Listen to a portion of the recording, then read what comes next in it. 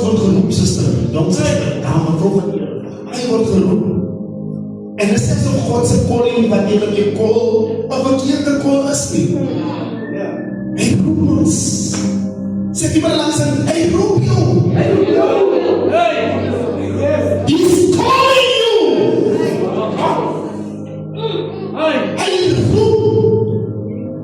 Hij roept. Onze probleem is, zoals ik zei, van daar wat je roept, tot hier toe van je roept. Bij van ons is niet bereid. Om af te schieten. Verstaan je? Ons wil komen met die veiligheid. Met die gemors. Jammer dat ik zo druk vanmorgen. Met die dingrandries. Met die attitude. Met die gezindheid. Met die manieren. Hij heeft geroep, zuster Leslie. Hij heeft jou geroep. Hij heeft jou geroep. Net zoals Jezus die beste mannen. Hij heeft hulle geroep. En hulle was amper bij die gloriepunt.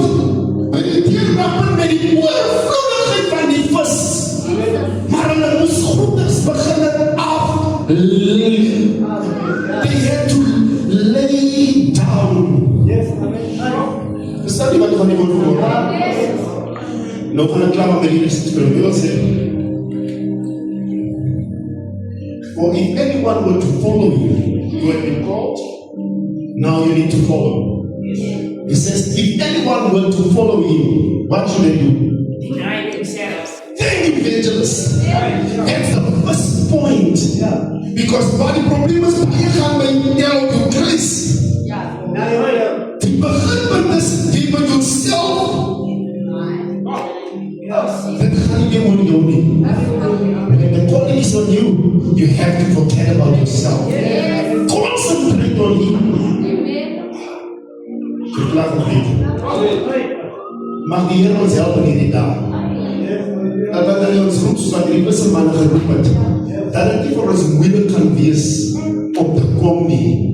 Want ons kijkt naar die grootvangs wat ons ergens mag ons komen. En als ons komen, mag ons neergooien.